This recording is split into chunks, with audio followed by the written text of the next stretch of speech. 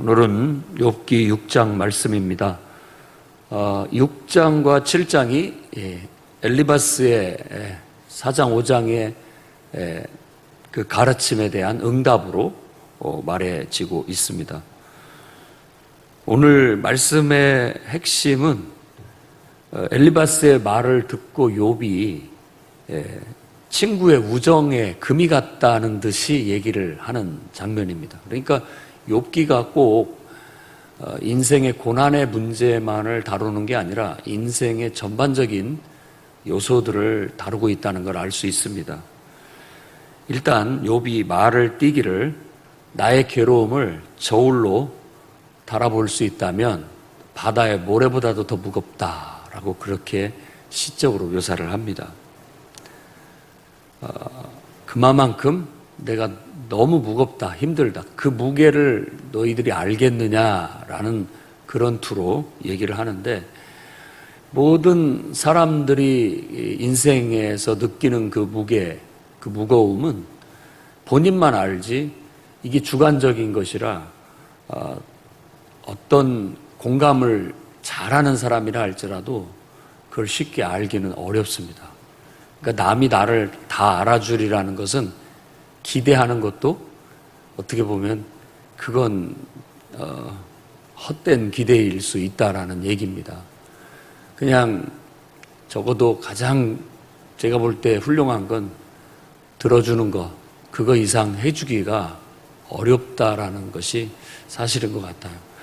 그럼에도 불구하고 우리 하나님은 친히 성육신 하셔서 우리 인간의 문제 속에 들어오셨고 자신의 목숨을 내준 그 사랑을 보여줬습니다. 그게 가장 위대한 사랑입니다.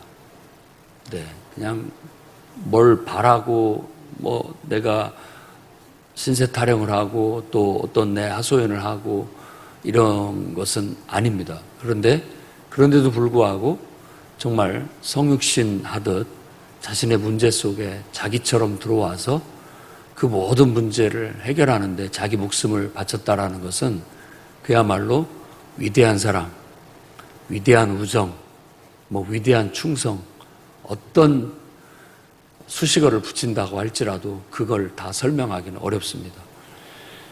여러분들이나 저나 그리스도의 제자로서 우리에게 허락이 되고 할 수만 있다면 피 흘리는 사랑을 이해하고 실천함으로써 뭔가 좀 더 실질적인 삶을 살아가시기를 바랍니다.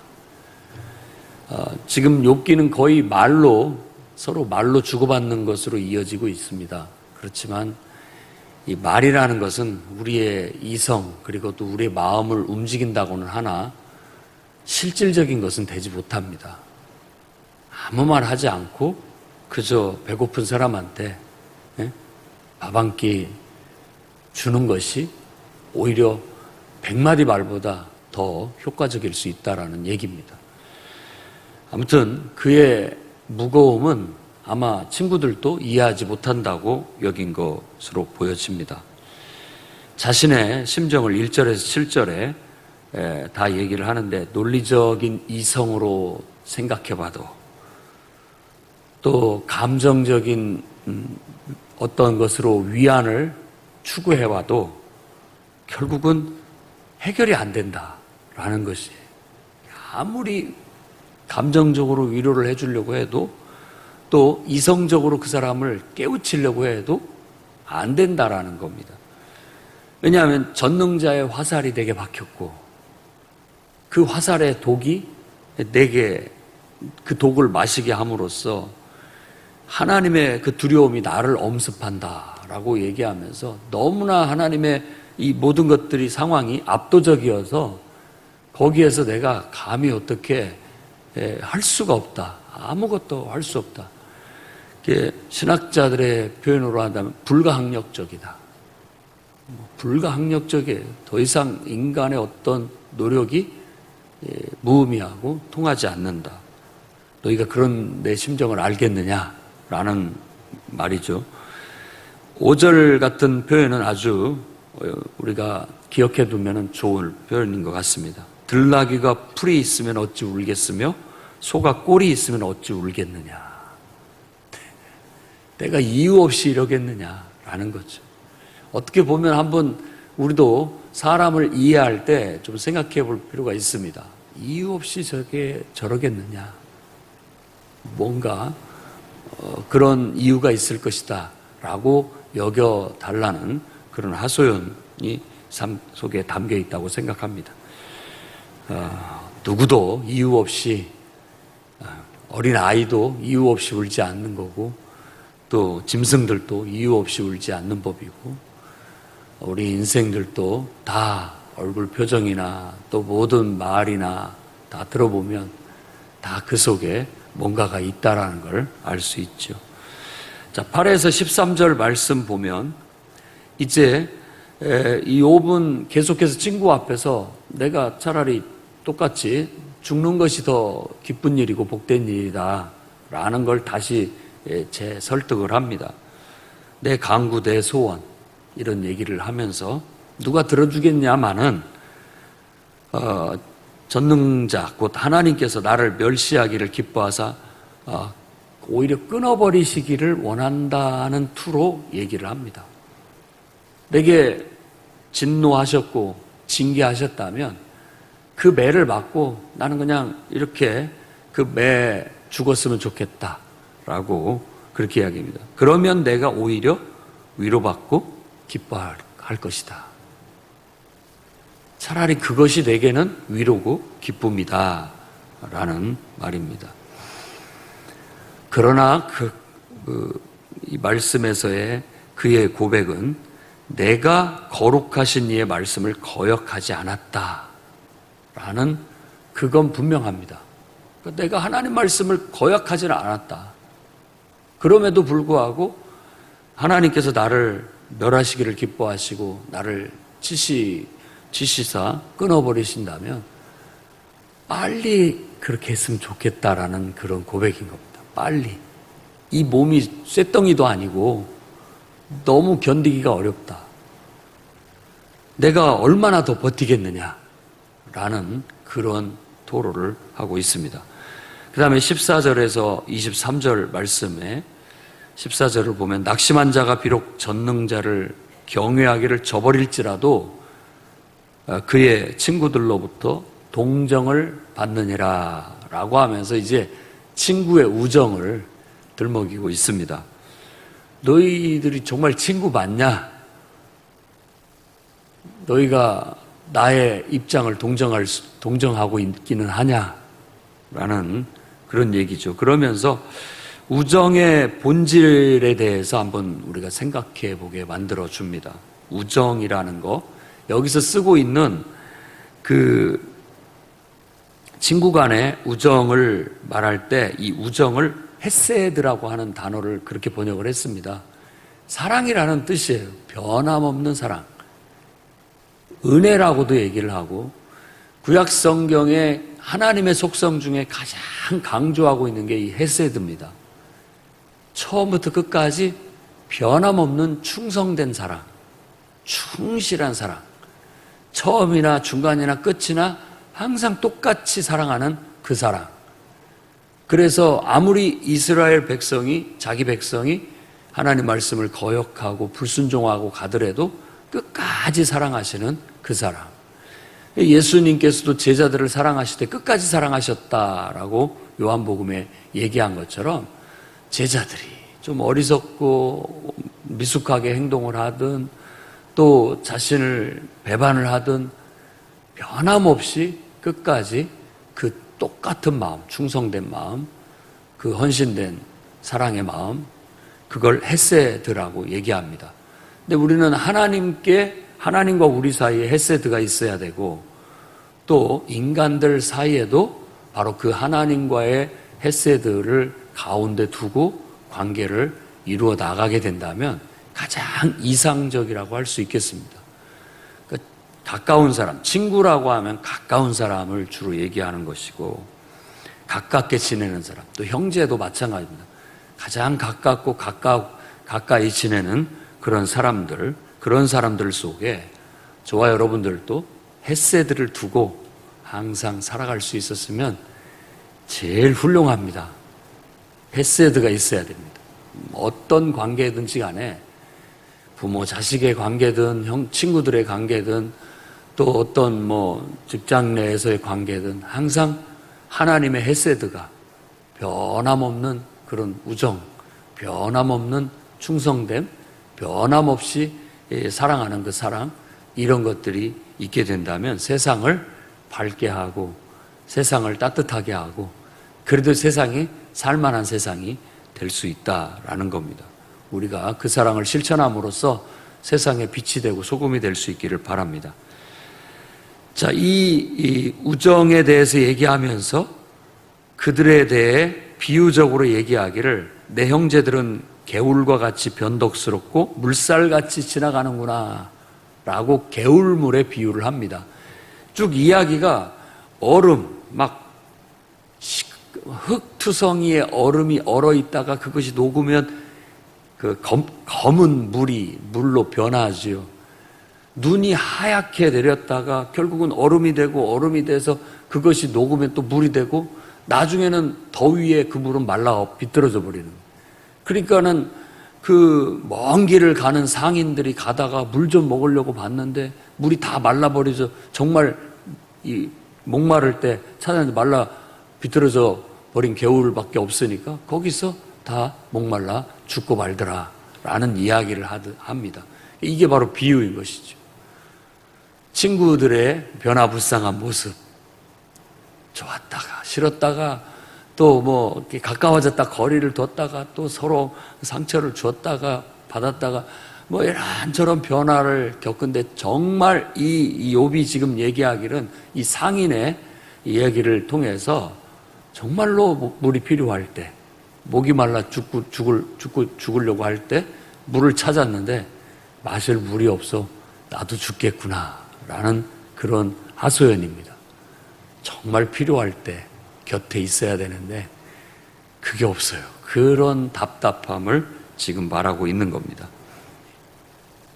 내가 너희에게 뭘 바라더냐? 뭘 바라더냐? 아무것도 바란 거 없는데 와가지고 이제 24절에 30절에 말하기를 왜 나를 책망하느냐? 나를 믿지 못하고 왜 나를 비난하느냐라는 투로 얘기를 하는 겁니다. 내게 가르쳐서 나의 허물을 깨닫게 해봐라. 어디 한번 해봐라. 내가 뭔 잘못이 있는지 말해봐라 라는 투입니다. 내가 조용히 듣겠다. 내가 잠잠하리라는 말은 옳은 말은 옳은 말로 나를 아프게 책망을 하지만 뭘 도대체 책망하고 있는 거냐. 엘리바스의 말을 들었지만 사실은 그 말에 자기는 하나도 해당되지 않는다라는 그런 얘기입니다. 그런데 나를 벌써 그런 죄를 지어서 벌을 받고 있다라고 딱 단정 짓고 네 죄를 회개하라고 얘기하면서 얘기하는데 욥의 심정은 내가 뭔 죄를 지었는지 나도 모르겠다. 제발 내가 뭘 잘못을 했는지 말 좀 해달라라고 지금 말하고 있는 겁니다. 친구라는 것들이 와가지고 결국은 나를 믿지 못하고 내가 죄를 지었다는 자기들도 알지 못하는 네가 죄를 숨기고 있는 거 아니냐라는 듯이 정죄하고 죄인 취급을 하는 그런 모습, 그리고 그러면서 회개하지도 않는 교만하고 악한 여태까지 내가 알아왔던 욥이 네가 맞느냐라는 식으로 내가 알던 의인 욥은 어디 가고 지금 이렇게 고집부리고 하나님 앞에 불경하게 죄가 없다고 하느냐라는 식으로 얘기하는 것에 대해서 나름대로 반발을 하고 응답을 하고 있는 모습입니다. 26절 말씀 같은 경우는 한번 깊이 새겨봐야 할 말입니다. 너희가 남의 말을 꾸짖을 생각을 하나 실망한 자의 말은 바람에 날아가느니라. 시적인 표현인데 남의 말을 트집을 잡아가지고 그것을 비난하고 또 그것에 대해서 나름대로 막 충고도 하고 헐뜯지만 사실 실망한 사람에게는 그것은 귓전에도 안 들린다라는 뜻입니다. 바람에 다 날아가 버리는 거예요. 아무 공감도 일으킬 수 없고 도움이 되지 않는 거예요. 이게 현실입니다. 이게 현실인 거예요. 지금 뭐 너무나 힘들어하고 있는데 예수 믿고 천국 가야 돼. 예수 믿으라고 아무리 얘기해봐도 귓전에도 안 들어가는 겁니다. 들어가겠습니까? 그냥 바람에 다 날아가지. 그러나 그 사람의 그 배고픔을 해결해주고 또 어떤 문제에 대해서 또 같이 고민해주고 뭔가 그 문제가 좀 해결이 되고 마음이 여유가 생기고 열렸을 때야 진리가 귀에 들어올 수 있다라는 겁니다. 그래서 사도 바울도 디모데에게도 바로 그런 복음 사역에 힘쓰라고 얘기를 하는 겁니다. 우리가 세상을 위해서 기도하고 세상에 봉사하고 그 하나님의 사랑을 나타내는 것은 결국은 그 사랑에 사람들의 마음이 감동되어 하나님께 관심을 가지고 하나님의 진리의 말씀을 듣고 하나님을 발견하게끔 하기 위한 그런 것이라는 겁니다.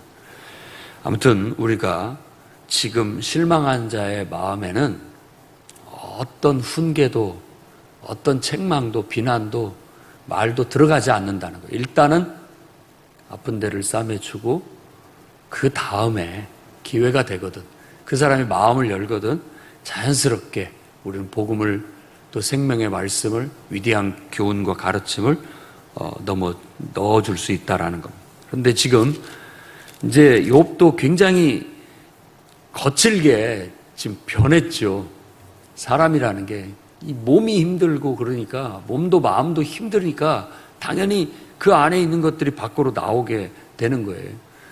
친구는 뭐 아까 엘리바스 얘기를 우리가 앞에서 다뤘습니다만은 선한 뜻으로 한 얘기지 악의적으로 한 얘기는 아닌 것은 분명합니다. 다 친구를 위해서 말해준 거지 악의로 한 거 아니에요. 그런데 욥은 그 말이 모질게 들리는 거예요. 잔인하게 들린다는 뜻입니다. 27절에 보면 너희는 고아를 제비 뽑으며 너희 친구를 팔아 넘기는구나. 고아를 제비 뽑는다는 것은 이거 인신매매를 말하는 거고요. 그리고 너희 친구를 팔아 넘긴다라는 것도 바로 그런 의미가 있습니다. 아주 잔인한 모습인 거죠. 잔인한 모습. 그러니까 이 엘리바스의 말이 100번 지당하고 옳은 말임에도 불구하고 지금 욥에게 있어서는 그 말이 너무나 나한테 우정에 금이 가는 소리처럼 들리고 나에게는 잔인하게 들린다. 너희들은 어쩜 이렇게 잔인하단 말이냐. 어떻게 이런 상황에 나를 동정하고 지지하고 또 용납하고 받아들여주지 못하고 신뢰하고 받아들여주지 못하고 어떻게 너희들이 나한테 이럴 수 있느냐라고 말하고 있는 모습입니다. 그러니까 이것을 연극 무대에서 이렇게 한다면 아마 굉장히 그런 장면들의 감동을 느끼게 하는 거죠. 대개 드라마의 장르의 주제라든지 소설의 주제의 장르 다 이런 거 아닙니까? 친구 간의 우정, 금이 가고 또 배신하고 잔인하게 변하는 그런 모습들을 다루고 있는데 이런 것들도 아마 이 마음에 팍팍 들어오고 또 그런 입장에 있는 사람이라면 고개가 끄덕끄덕해지면서 카타르시스를 느낄 수 있는 그런 면이라고 생각이 듭니다. 사람들은 다 잔인합니다. 나는 예외가 아니에요. 나도 예외가 아닙니다. 누구나 다 사람은 유익을 줄 수도 있지만 해로울 때도 있어요. 그걸 용인하고 살아야 되는 겁니다.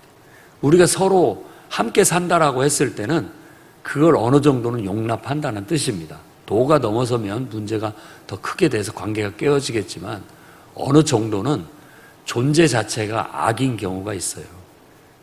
그냥 나의 선이 누군가에게는 해로울 수도 있다라는 그런 의미입니다. 나는 선으로 했지만 그런데 이런 모든 것 속에 하나님의 섭리가 있기 때문에 내가 단 것만 쏙쏙 빼먹으면 병에 걸려요. 그렇게 될 수도 없을 뿐만 아니라 그것만 먹어가지고는 문제가 생기게 마련이라는 겁니다. 요즘 아이들이 이 턱에 문제가 많이 생긴다고 해요. 또 부정교합 같은 게. 왜 그러느냐?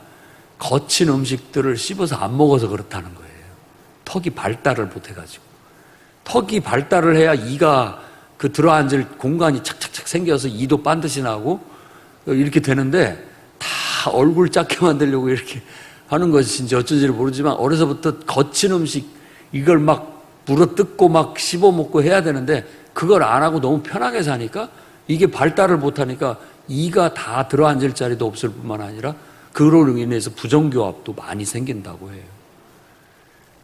이 야생이라는 거, 거친다는 거, 그리고 또 잔인한다라는 거, 이런 건 이미 예수 그리스도께서 재림하셔야만 해결될 수 있는 문제입니다. 우리가 살아가는 이 세상은 그런 세상 속에서 우리가 살아가고 있는 거예요. 그러니까 너무 마음을 너무 여리게 가지면 안 되고 또 너무 순수하게만 가져도 안 됩니다.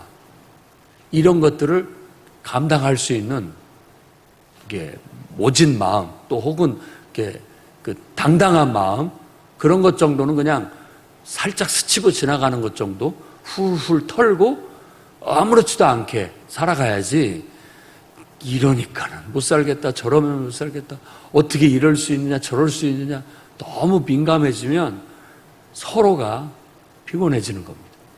그러니까 늘 남을 배려한다는 건 상대방이 나한테 모진 말을 하고 화살을 쏘고 상처를 내고 잔인하게 굴어도 나는 아무렇지도 않다, 뭐 그럴 수도 있지라고 넘어가 주는 것이 가장 상대를 배려해 주는 겁니다. 왜냐하면 어떻게 보면 인간의 연약함과 부족함을 이해하다는 그런 뜻이기도 하고, 어느 정도 상대의 허물과 부족함은 품고 살겠다라는 그런 마음을 갖고 있기 때문에 사람은 편안함을 느끼게 되는 것입니다. 아무튼 나는 건재하다, 돌아와라 라고 말한 것처럼 너희들이 생각하는 것처럼 내가 그렇게 잘못을 저지르지 않았다, 너희가 생각하는 것처럼 내가 그 나쁜 그런 사람 아니다, 하나님을 원망하고 불평하고 하나님을 불신하고 하나님 말씀에 거역하고 죄를 짓고 너희들 몰래 무슨 나쁜 짓을 한 그런 사람 아니다, 그러니 다시 옛날로 돌아와라 라고 말하면서 오늘 말씀은 끝이 나게 됩니다. 가능한 한 우리는 사람을 믿어야 되겠지만 하나님을 믿는 믿음 안에서 우리가 사람을 대할 수 있어야 되겠고, 그 하나님 사랑, 헤세드를 가운데 두고 모든 우정, 친구 관계, 또 사람과의 관계를 형성해 나아감으로써 그런 속에서 너무나 상처받거나 힘들어하지 않고 오히려 당당하게 줄 것 주고 받을 것 받으면서 서로 우리에게 주어진 인생을 재밌게 또 의욕 있게 잘 즐기면서 기쁘게 또 감사하게 누리면서 살아갈 수 있는 저와 여러분이 되기를 주의 이름으로 축원합니다.